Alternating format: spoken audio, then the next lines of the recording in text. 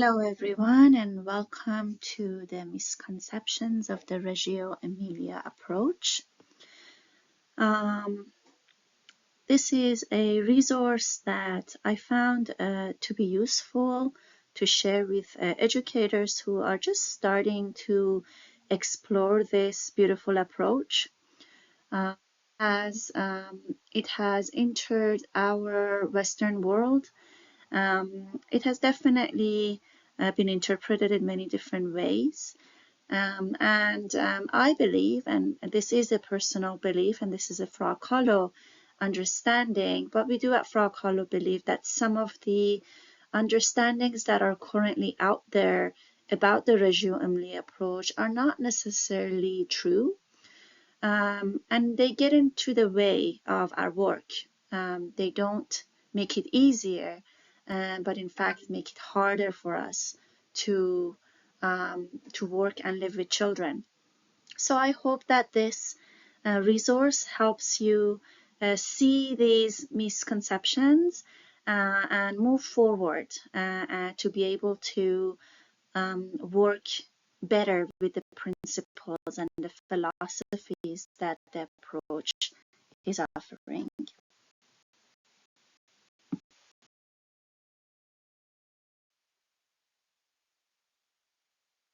Things that I often hear newer educators say and talk about is whether they're doing Reggio or not.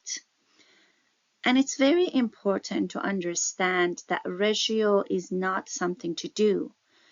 The Reggio Emilia approach is a combination of principles and philosophies that have come together to form a way of being with children. At the same time, the name of Reggio Emilia approach comes from the small town of Reggio Emilia in Italy. So if you think about it, it's really impossible for us here in Canada or in Japan or in anywhere that you are in the world, even if you're in Italy but not in the Reggio Emilia city, it will be impossible for you to do this. But it is better to start thinking about how you can be inspired by the philosophies and by the principles that this approach is offering educators. So you could think of it more of as a belief than thinking of it as a method that you have to copy and paste into your structures, but really thinking of this way of being, of this way of thinking, of this way of viewing children, viewing education, viewing your own role as an educator, of this way of seeing learning and how it can take shape, rather than trying to see what is being done in the schools of Reggio Emilia and then trying to do it exactly the same in your school. One of the things that educators, Malaguzzi himself and the Reggio Emilia schools have said is that this is not a method that you can copy and paste, because education is believed in this philosophy is a cultural and a very land-based, a very place-based. And so you can't take somebody else's education and try to do it in your systems, in your place. Rather, you can learn about principles, you can learn about philosophy, and then you can see your own current conditions, your current ways of being, your current realities, and translate that into what that could mean into your own practices.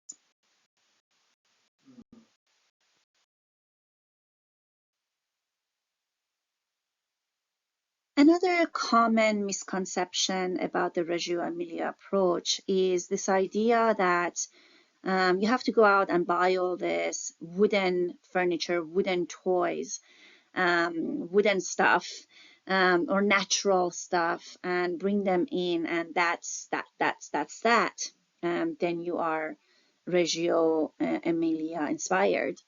This really consider, I know for my own time when I visited Reggio Emilia schools, I definitely saw a variety of different toys and material, including plastic ones. And this is why we need to really understand it isn't about what the material is necessarily made of. It is about the quality of material.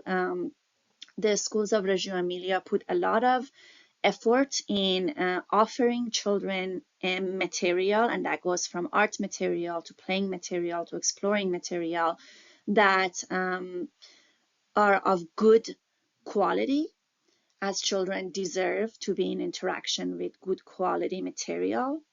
But that doesn't mean that it has to be made of wood, or it has to be a natural color or something like that.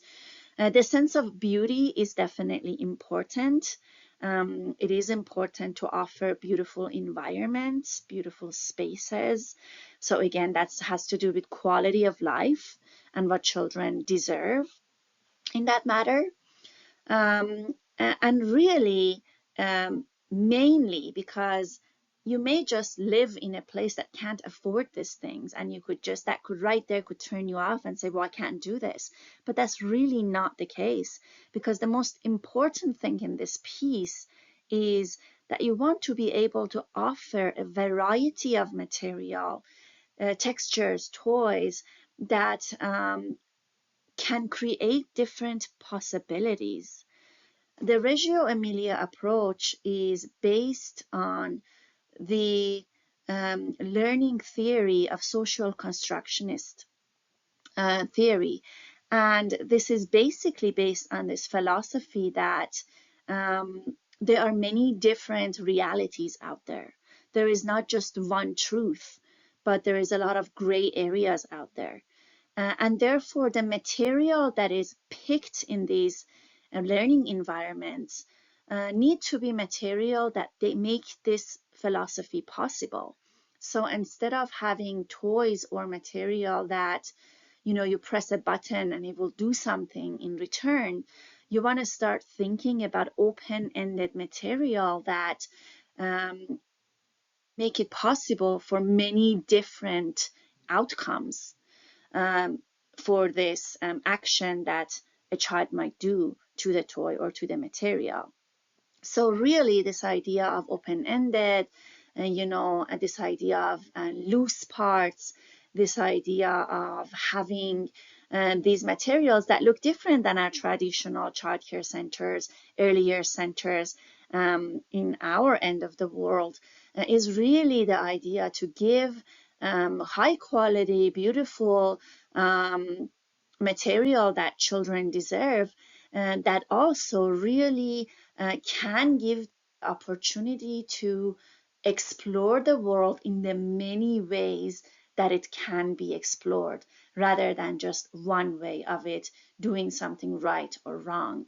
And many times plastic toys or a lot of toys out there in our markets are toys that will just do the one thing. You press the button and the car moves on, or it's something makes a sound. And so this is something to really consider.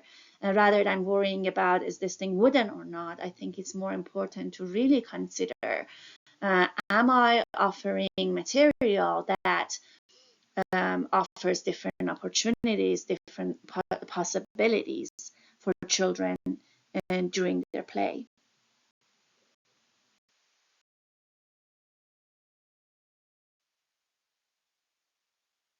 So rather than worrying too much about that idea of, oh, are my toys, made of wood or not, and do I have enough of this or that? Some of the things that I like to think about when I think about our environment as a whole at Frog Hollow is this idea of the four words I have here: the telling, organized, flexible, and fluid. So the environment needs to be telling. Gutsi says that your environment is like an aquarium, your room. So when somebody looks inside, they'll know what you're thinking about. They know what the thinking is. They'll know what the culture of your program is. So you want to have enough life in your environment, and that could include your pedagogical documentation, that could have your invitations, your provocations, but enough life that when someone enters the room, within the first 5 minutes, they know what you're up to. They know what the thinking is in your space, what the ideas are, who decides about things. Those are the things that you want to be telling in your environment. You want to keep your environment organized, and that's very different than keeping it sort of clean in a way that it's always cleaned up and it's always things are always put down in the exact way. But it's more of thinking of it, I think about it as an artist studio, or a woodmaker studio. You want to know where the stuff is. So when I need a pencil, I know where to find it. When I need that piece of plastic cap that I want to use, I know where to find it. So it's more of the organization that will help you keep going when you're engaged with your ideas, and not cause you this sort of blockage of, oh, I can't find this, so now all of a sudden I've lost the train of thoughts and what I was thinking about and what I wanted to try out. The spaces, I also think, that need to be flexible. So you really want to think about your environment as a space that changes over time. You don't want your room to look the same more than, a few months. Your environment should change with the culture of your program, which means with the people that change, with the ages that change, with the stories and the studies that change. So now you want sort of an ever changing environment when you think about your space.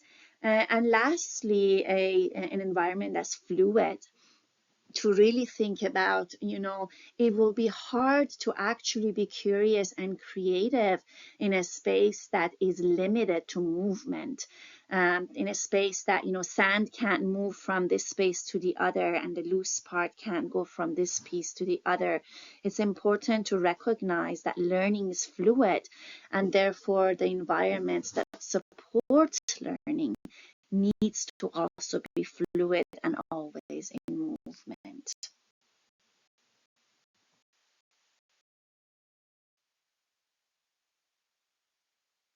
I hear a lot from educators is this idea that the Reggio Emilia approach advocates for no rules and no routines. So you kind of have to let the child do whatever they want to do. And that's very, very important to think about. And we're going to talk about this in the next slide as well. But it's really important to understand that, of course, rules are needed. Routines are, good to have around in some ways. But it's really about what kind of rules you have and what kind of routines you have in place. So some of the things that we need to think about is, first of all, it is true that not all rules are good rules. There are many rules out there, many laws out there in the world, in our own society, that are not morally good rules, ethically correct laws. And just because it is a rule or a law, it doesn't mean that it's a good one. And as children who need to learn to practice critical thinking, it's very important to teach that children from very young ages to really examine a rule, and if it doesn't sit well with them, to ask questions, to wonder about where it's come from and why it's there and what its role is in the society they live in. So that's something that's really important to think about. And because of this, negotiation is something that's practiced quite a bit. So it's not about not having rules, but it's about thinking about the rules we have and sort of studying them with the children and establishing them with them to really try to come up with sort of mid-ground where we can meet and come up with rules that make sense for all of us.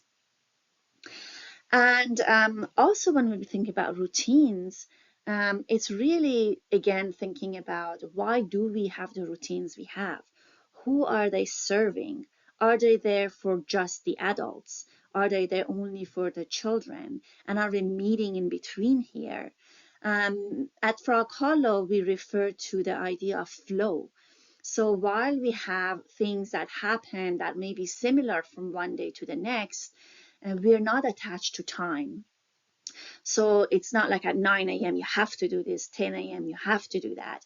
Because again, curiosity and creativity will require flexible time. So what we think about is this idea of this flow, that things will happen when they happen, but there is this understanding that maybe, reading will happen after this lunchtime. And it's also not a humongous deal if that doesn't happen that day. So we're not married to that flow either. And also this idea of rituals. My mentor, Christina Delgado, talked about this idea of giving meaning to the routines, to these flows that we have in the day. So we're not just doing it because it needs to be done, because it's always been done. So it's not a structural work to be done, but it is a tradition that we hold in our space, and it actually has a meaning attached to it. It's not just something that we do because we've always done it. So really thinking about, no, it's not about letting everyone do whatever they want to do, but thinking about where our rules, our routines come from, who they are serving, and how they can become a shared entity between adults and children who live in this space.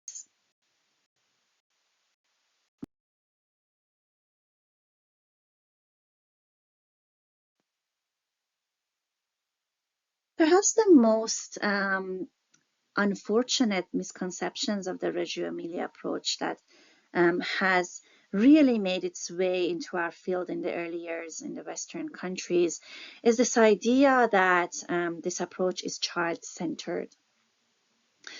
And I really truly believe that it has done a lot of misservice to us as humans in our society, and we need to really rethink this idea in our educational system. The Reggio Emilia approach began as an approach that opened learning spaces as democratic spaces. So it wasn't about let's do whatever the child wants to do, but it also really questioned the methods and the traditional ways of teaching that was about let's do whatever the teacher wants to do, and really wanted to see learning and teaching as this democratic research approach that would bring children and adults together. So together they could learn and they could reach conclusions and they could have dialogue. This is a approach that's based on the social constructionist learning theory, as I mentioned before, which is a theory that basically says we learn as our knowledge is constructed socially together, and there is no just child in there. If we were to practice child-centered methods in our education system, as we may already see some signs of it, unfortunately, we're going to just end up giving room to children who will become self-centered, selfish human beings. And that's absolutely not what the Reggio Emilia approach meant to say to us. And the idea here is to meet each other and create a sort of a co-learning situation, a co-teaching situation in which adults, children, and material can come together And so that's the adults, not just the educators, and together create learning, together make meaningful experiences. So in no way is it advocating for the educators to become a nobody and stand there and watch children and have nothing to offer. In fact, as you know, in the Reggio Emilia approach, educator has huge roles in working with the curriculum and that process of curriculum design. So that wouldn't be possible if we were thinking of a child-centered practice. It would not be possible for an educator to have an active role if all they had to do was to do whatever the child wanted to do. So that's something to really think about and consider. How do you meet the child, and how do you start learning and teaching together, so it's not all about the child and it's not all about the educator.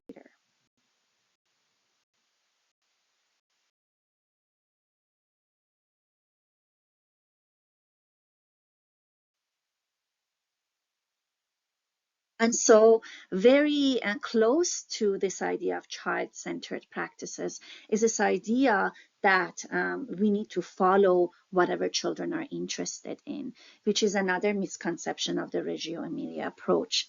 What's important to understand is that the Reggio Emilia approach has this image of the child, this perception of children that it has introduced to us.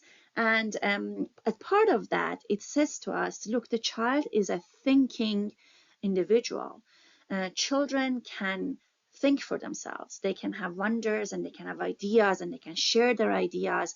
And this is all part of an intellectual individual. And so if we were going to think of a child as an intellectual being, then we can't just be interested in the child's interest. Because if as educators, as an adults, all we think about is, oh, what is a child interested in? Really, what the image we hold for the child is a child who is able to have fun, the child who likes things, the child who's happy and joyful. And we completely miss on this child who's an intellectual being, and beyond interests also holds ideas and theories and wonders. So it's really important to understand that while interests are important because they'll tell you what avenues you can take as an educator to make this learning more interesting, we have to really think about the child's wonders and ideas, the processes of thinking beyond just their interest. And of course, the same, because we're not talking about just the child-centered practice, we're thinking about the child and adult sort of collaborative practice. Then we have to also really pay attention to the adults, to the educators' wonders and their observations that they have, their reflections, and the pedagogical intentions as educators, and their interests as well. It's important to also pay attention to that. And together, that's the information, that's the data that you collect as educators to create this joint journey through the provocations that you offer children.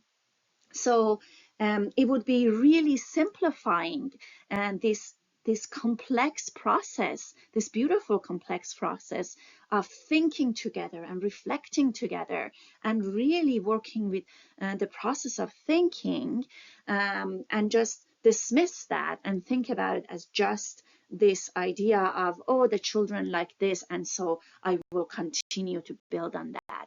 It's much more complex and richer than just being interested in the child's interest.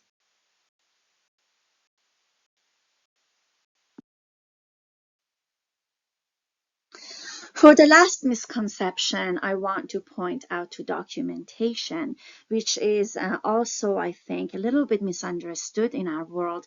where I live at least, here in BC in Canada. And it's this idea that documentation is out there so we can tell parents what happened in our spaces, what their children are up to. So this idea of reporting to the parents happen. And it's really important to understand that documentation is far beyond that. The role of pedagogical documentation is a necessary and a essential role in building and designing curriculum with children. And without it, it's actually impossible. So it can't just be a reporting tool. While part of it is, yes, of course, communicating what's happening with the parents and those around us, it's not the role that it holds.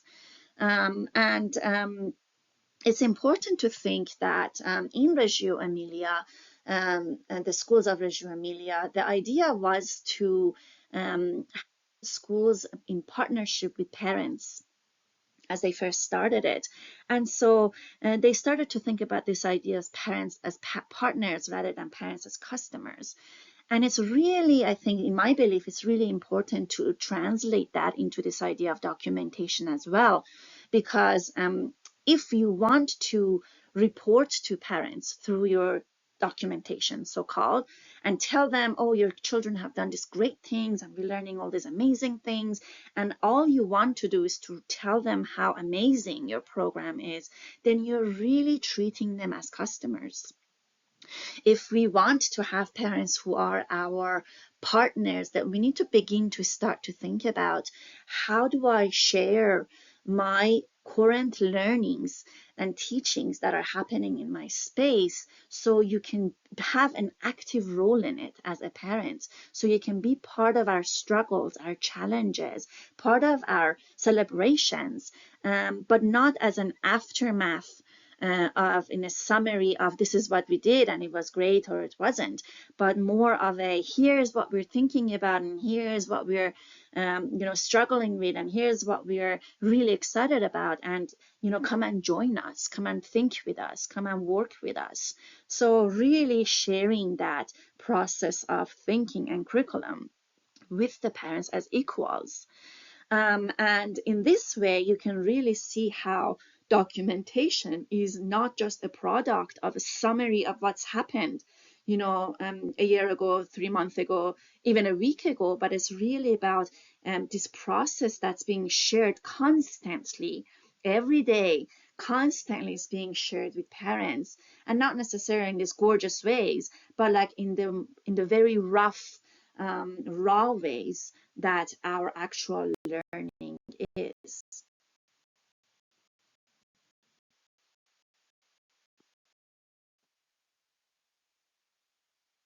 And so when we start thinking about documentation as this process, then we can see how it can allow room for us to share and discuss the experiences and the learnings that is happening in our spaces with the families. So it, when we can gather with parents or even on the daily basis as they come and go, we can actually talk about the daily current things that we are involved with and have their voice heard in this curriculum, in this design of curriculum. We can see how this form of documenting and looking at it as a process helps us share our observations and our reflections with our colleagues and other educators, so then we can bring in different perspectives, we can bring in different dialogues and voices, again, into our process of building curriculum. And of course, share how we can share these lived experiences, these memories with children and revisit them and, think with them further with the ideas that have come up in the past, with the experiences we've had, and, see how they can help us further our learnings and our experiences. So really trying to understand that the idea of especially pedagogical documentation has never been to offer a summary of what happened in the past, but work with a current ongoing process that lives with us right now and is shared constantly with other children, with other educators, and with the parents in our community. So it can continue to help us build curriculum as we go. Hope that this resource is helpful to you as you explore this Reggio Emilia approach, and helps you see some of the misunderstandings that may be in our field about this approach, and help you see different ways that you can see this approach and you can practice it and explore it. If you have questions and if you want to explore things more, please feel free to contact us through our website at reggiolearning.ca. Thank you for watching.